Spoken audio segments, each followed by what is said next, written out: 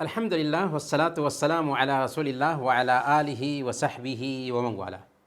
پیارے بھائیوں اور دینی بہنوں، السلام علیکم ورحمۃ اللہ وبرکاتہ۔ فقہ کے اس کلاس میں آپ سب کا سواگت ہے، اور آج ہم پڑھیں گے مسافر کی نماز کے حوالے سے۔ اللہ تعالیٰ نے بیان فرمایا وما جعل علیکم فی الدین من حرج۔ اللہ تعالیٰ نے دین کے معاملے میں تم پر کسی طرح کی تنگی نہیں رکھی، یعنی دین میں کسی طرح کی سختی نہیں ہے۔ اگر آدمی کسی پریشانی کا شکار ہوتا ہے تو وہاں پر اسلام کی آسانی آ جاتی ہے۔ سفر میں بھی انسان کو پریشانی ہوتی ہے، چاہے فلائٹ کا سفر ہی کیوں نہ ہو۔ اس میں انسان اپنا سکون کھو بیٹھتا ہے، اسی لیے اسلام نے بہت سارے احکام میں مسافر کو چھوٹ دی ہے۔ سفر میں ایک مسافر کو دو طرح کی چھوٹ ملتی ہے۔ کتنی؟ دو طرح کی چھوٹ ملتی ہے۔ پہلی چھوٹ، نماز کی رکعتوں کی تعداد میں کمی، جسے قصر کہا جاتا ہے، قصر کرنا۔ دوسری چھوٹ، دو نمازوں کو ایک ساتھ جمع کرنے کی چھوٹ، جسے جمع بین الصلاتین کہا جاتا ہے۔ تو قصر کرنا اور جمع کرنا، یہ دو چھوٹ مسافر کو سفر کی حالت میں ملتی ہے۔ سب سے پہلے قصر۔ قصر یہ ہے کہ 4 رکعت کی نمازیں 2 رکعت ادا کی جائیں، جیسے ظہر، عصر اور عشاء کی نمازیں مکمل پڑھنے کی بجائے 2 رکعت پڑھی جائیں۔ قصر کی مشروعیت کی دلیل اللہ تعالیٰ کا یہ فرمان ہے۔ اللہ فرماتا ہے وَإِذَا ضَرَبْتُمْ فِي الْأَرْضِ فَلَيْسَ عَلَيْكُمْ جُنَاحٌ أَن تَقْصُرُوا مِنَ الصَّلَاةِ إِنْ خِفْتُمْ أَن يَفْتِنَكُمُ الَّذِينَ كَفَرُوا، کہ جب تم سفر میں جا رہے ہو تو تم پر نمازوں کے قصر کرنے میں کوئی گناہ نہیں، اگر تمہیں ڈر ہو کہ کافر تمہیں ستائیں گے۔ صحیح مسلم کی روایت ہے، یعلا بن امیہ کہتے ہیں کہ میں نے عمر فاروق رضی اللہ تعالی عنہ سے اس آیت کے حوالے سے پوچھا کہ اب لوگ تو مامون ہو گئے ہیں، تو کیا پھر بھی قصر کریں گے؟ یعنی آیت کہتی ہے کہ اگر تمہیں ڈر ہو کہ دشمن ستائیں گے تو قصر کرو، تو اب تو امن ہو گیا ہے، پھر بھی قصر کریں گے؟ تو انہوں نے کہا کہ مجھے بھی تعجب ہوا تھا جیسے تم کو تعجب ہوا ہے، اور میں نے اس حوالے سے اللہ کے نبی صلی اللہ علیہ وسلم سے پوچھا تھا، تو آپ نے فرمایا تھا صدقۃ تصدق اللہ بہا علیکم فاقبلوا صدقتہ، یہ چھوٹ ہے جو اللہ نے تجھے عطا کی ہے، لہذا اس کی چھوٹ کو قبول کرو۔ گویا اگر ہماری شریعت کوئی چھوٹ دیتی ہے تو اس چھوٹ کو، اس رخصت کو اختیار کرنا بہتر ہوتا ہے، افضل ہوتا ہے۔ اللہ کے نبی صلی اللہ علیہ وسلم نے خود مسند احمد کی روایت کے مطابق بیان فرمایا ان اللہ یحب ان تؤتی رخصہ کما یکرہ ان تؤتی معصیتہ۔ اللہ تعالیٰ اس بات کو پسند کرتا ہے کہ جن کاموں میں اس نے چھوٹ دی ہے ان پر عمل کیا جائے، جیسے یہ ناپسند کرتا ہے کہ اس کے گناہ کے کام کیے جائیں۔ اب سوال یہ ہے کہ قصر اگر ہمیں کرنا ہے تو اس کے لیے مسافت کیا ہوگی، کتنی گتی ہوگی جس میں ہم قصر کر سکتے ہیں؟ اسلامی ودوانوں کا کافی اختلاف پایا جاتا ہے کہ مسافت کیا ہوگی۔ کچھ اہل علم نے 80 کلومیٹر طے کی ہے۔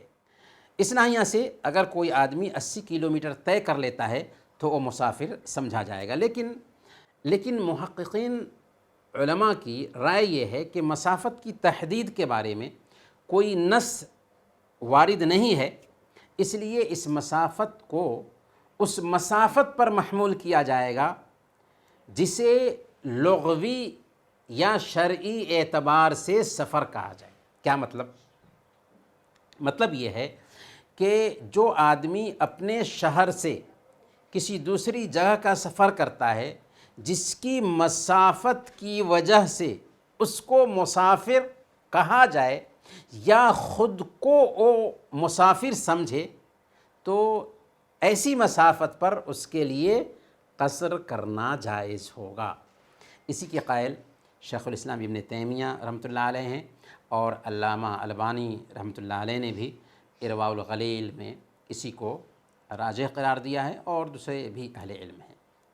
یہاں یہ بات نوٹ کرنے کی ہے کہ اگر کوئی آدمی کسی جگہ ڈیوٹی کے لیے جاتا ہے اور وہ 80 کلومیٹر مسافت طے کر لیتا ہے، تو ظاہر میں تو اس نے 80 کلومیٹر دوری طے کر لی ہے، لیکن اس کے لیے سفر کی چھوٹ سے فائدہ اٹھانا جائز نہیں ہوگا، کیونکہ اصلاً وہ خود کو مسافر سمجھ نہیں رہا ہوتا ہے۔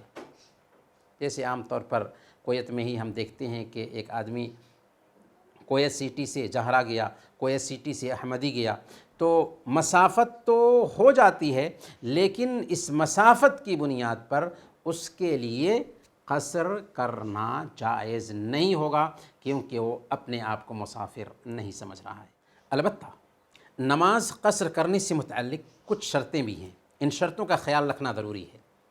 پہلی شرط، نماز سفر کی حالت میں نمازی کے ذمہ واجب ہو اور سفر کی حالت ہی میں اسے ادا کرے۔ سفر کی حالت ہی میں ذمہ آئے اور سفر کی حالت ہی میں اس نماز کو وہ ادا کرے۔ اس شرط سے وہ نماز نکل گئی جسے آدمی حضر میں اقامت کی حالت میں ادا نہیں کر سکا تھا، سفر پر نکلنے کے بعد اسے ادا کر رہا ہے، تو اسے وہ مکمل ہی ادا کرے گا، اگرچہ سفر پہ آنے کے بعد ادا کر رہا ہے، کیونکہ جس وقت وہ نماز اس پر واجب ہوئی تھی وہ سفر کی حالت میں نہیں تھا۔ اسی طرح وہ نماز بھی نکل گئی جو سفر کی حالت میں اس پر فرض ہوئی تھی، لیکن اسے ادا نہیں کیا یہاں تک کہ اپنے گھر پہنچ گیا۔ اب اسے وہ قصر کر کے ادا نہیں کر سکتا، کیونکہ اس کی ادائیگی کے وقت وہ مسافر نہیں رہا، گھر آ چکا ہے، اور قصر کی چھوٹ مسافر کو ملتی ہے۔ دوسری شرط یہ ہے کہ شہر کی لکیر اور پہچان کو پار کر جائے یا آبادی سے نکل جائے، کیونکہ جب تک کہ وہ آبادی کے اندر ہو اسے مسافر نہیں کہا جا سکتا۔ سفر کی شروعات آبادی کو پار کرنے سے ہی ہوتی ہے، اس لیے صحیح بخاری اور صحیح مسلم کی روایت ہے، حضرت انس رضی اللہ تعالیٰ عنہ کہتے ہیں کہ میں نے نبی اکرم صلی اللہ علیہ وسلم کے ساتھ ظہر کی نماز مدینہ میں 4 رکعت پڑھی اور عصر کی نماز ذوالحلیفہ میں 2 رکعت پڑھی۔ اور آپ کو پتہ ہے کہ ذوالحلیفہ مدینہ کی آبادی سے باہر ہے۔ تیسری شرط یہ ہے کہ 4 دن سے زیادہ ٹھہرنے کی نیت نہ ہو۔ کتنے دن؟ 4 دن سے زیادہ ٹھہرنے کی نیت نہ ہو۔ اگر 4 دن سے زیادہ ٹھہرنے کی نیت ہے، 5 دن یا اس سے زیادہ، 4 دن سے زیادہ ٹھہرنے کی نیت ہے تو وہ قصر نہیں کر سکتا۔ گویا کہ 4 دن یا اس سے کم ٹھہرنے کی نیت ہے تبھی وہ قصر کر سکتا ہے۔ جب اللہ کے نبی صلی اللہ علیہ وسلم حجۃ الوداع کے موقع سے مکہ آئے تو آپ 4 ذوالحجہ کو مکہ پہنچ گئے تھے، 8 ذوالحجہ تک آپ وہاں نماز قصر کرتے رہے۔ اسی طرح وہ آدمی بھی قصر کر سکتا ہے جس کی مدت طے نہ ہو۔ مثال کے طور پر ایک آدمی کسی جگہ پر علاج کے لیے جاتا ہے اور طے نہیں ہے کہ کب تک کہ ہم یہاں رہیں گے، تو جب تک کہ رہتا ہے تب تک کہ وہاں وہ قصر کر سکتا ہے۔ جہاں تک کہ بات ہے فتح مکہ کے موقع سے اللہ کے نبی صلی اللہ علیہ وسلم کے 19 دن تک مکہ میں رہنے اور قصر کرتے رہنے کی، تو شیخ ابن باز رحمۃ اللہ علیہ نے اس کا جواب یہ دیا ہے کہ انہ لم یثبت عنہ صلی اللہ علیہ وسلم انہ عزم علی الاقامت هذه المدہ وانما اقام لتأسیس قواعد الاسلام فی مکہ وازالۃ آثار الشرک، کہ اللہ کے نبی صلی اللہ علیہ وسلم سے ثابت نہیں کہ آپ نے اس مدت میں وہاں ٹھہرنے کی نیت کی تھی، بلکہ آپ مکہ میں اس لیے ٹھہرے تھے تاکہ اسلامی قانون لاگو کریں اور شرک کی پہچان مٹا دیں۔ آپ نے متعین دن تک ٹھہرنے کی نیت نہیں کی تھی، اور ابھی ہم نے جانا ہے کہ اگر کوئی آدمی کہیں جاتا ہے علاج کے لیے یا کسی بھی ارادے سے، اور وہاں ٹھہرنا اس کے لیے طے نہیں ہے، تو وہ جتنے دن رہے گا اتنے دن تک قصر کر سکتا ہے۔ اللہ کے نبی صلی اللہ علیہ وسلم فتح مکہ کے موقع سے جو قصر کرتے ہیں تو اس کا جواب شیخ ابن باز نے یہی دیا کہ آپ نے ٹھہرنے کا عزم نہیں کیا تھا، اس لیے 19 دن تک قصر کرتے رہے تھے۔ چوتھی شرط یہ ہے کہ مقیم امام کے پیچھے مسافر نماز نہ پڑھے۔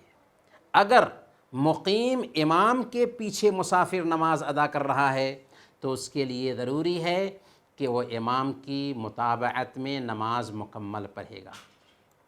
مسافر تھا، کسی مسجد میں گیا، مقیم امام امامت کرا رہا تھا، اس کو ظہر کی نماز پڑھنی تھی، اب وہ 2 رکعت نہیں پڑھ سکتا بلکہ اس کو 4 رکعت ہی پڑھنی ہوگی، کیونکہ امام کی متابعت یہاں پر ضروری ہے۔ ہاں، اگر مسافر مقیم کی امامت کرا رہا ہے، اپوزٹ، مسافر مقیم کی امامت کرا رہا ہے تو مسافر قصر کر سکتا ہے۔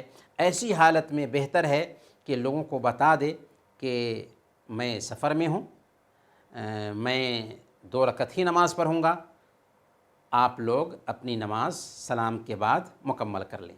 تو اس طریقے سے وہ 2 رکعت پہ سلام پھیر دے گا، اور باقی جو لوگ مقیم ہیں وہ اپنی 2 رکعت بعد میں ادا کر لیں گے۔ اس کی دلیل مسند احمد کی روایت ہے، حضرت ابن عباس رضی اللہ تعالی عنہما سے پوچھا گیا کہ آخر ایسا کیوں ہے کہ مسافر جب اکیلے نماز پڑھے تو 2 رکعت پڑھے گا، اور جب مقیم کی متابعت کرے تو 4 رکعت پڑھے گا؟ تو حضرت ابن عباس رضی اللہ عنہما نے فرمایا تھا، تلک ہی السنہ، یہی دراصل سنت ہے، اللہ کے نبی صلی اللہ علیہ وسلم نے ایسا ہی کیا ہے، لہذا ہمیں ایسا ہی کرنا چاہیے۔ اور سنن ابی داود کی روایت ہے، حضرت عمر فاروق رضی اللہ تعالی عنہ نے مکہ میں قصر کیا اور لوگوں سے کہا تھا کہ یا اہل مکہ اتموا صلاتکم فانا قوم سفر، مکہ والو اپنی نمازیں مکمل کر لو کیونکہ ہم مسافر ہیں۔ یعنی عمر فاروق رضی اللہ تعالی عنہ نے امامت کرائی، 2 رکعت نماز پڑھی اور لوگوں سے کہا کہ اپنی اپنی نمازیں مکمل کر لو۔ سفر میں نفلی نمازوں کا کیا حکم ہے؟ یعنی آپ سفر میں جا رہے ہیں تو کیا سفر کی حالت میں نفلی نمازیں بھی پڑھی جا سکتی ہیں یا نہیں؟ تو سفر کی حالت میں سنن مؤکدہ کا اہتمام نہیں کیا جائے گا، سوائے فجر کی 2 رکعتوں اور نماز وتر کے۔ البتہ مطلق جو نفلی نمازیں ہیں وہ پڑھی جا سکتی ہیں، کیونکہ اللہ کے نبی صلی اللہ علیہ وسلم اور صحابہ نے سفر کی حالت میں سوائے سنت فجر اور وتر کی نماز کے سنن مؤکدہ نہیں پڑھی، لیکن مطلق جو نفلی نمازیں ہیں وہ پڑھی ہیں۔ اس لیے رات میں سفر کی حالت میں کسی کا دل بھرتا ہے نماز پڑھنے کا، وہ پڑھ سکتا ہے، لیکن سنن مؤکدہ نہیں، سوائے فجر کی سنت اور وتر کی سنت کے۔ اللہ کے نبی صلی اللہ علیہ وسلم نے فتح مکہ کے دن 8 رکعت نہایت خشوع اور خضوع سے نماز پڑھی تھی، اور ہمارے لیے اللہ کے نبی صلی اللہ علیہ وسلم کی زندگی میں اسوہ اور نمونہ ہے۔ تو یہ پہلی چھوٹ رہی جس کو ہم قصر کہتے ہیں۔ دوسری چھوٹ یعنی 2 نمازوں کو جمع کرنا۔ صحیح بخاری کی روایت ہے، حضرت ابن عباس رضی اللہ تعالی عنہما بیان کرتے ہیں کہ اللہ کے رسول صلی اللہ علیہ وسلم سفر کی حالت میں ہوتے تو ظہر اور عصر کے بیچ جمع کرتے اور مغرب اور عشاء کے بیچ جمع کرتے تھے۔ گویا کہ جمع کی چھوٹ کس میں ہے؟ ظہر اور عصر کو ملا سکتے ہیں، مغرب اور عشاء کو ملا سکتے ہیں۔ صحیح مسلم کی روایت میں ہے، حضرت ابن عباس رضی اللہ عنہما سے اس کی حکمت پوچھی گئی تو آپ نے فرمایا کہ اراد ان لا یحرج امتہ، آپ نے چاہا کہ اپنی امت کو کشٹ میں نہ ڈالیں، تکلیف میں نہ ڈالیں، مشقت میں نہ ڈالیں۔ البتہ جمع بین الصلاتین، 2 نمازوں کو جمع کرنے کی 2 قسمیں ہوں گی۔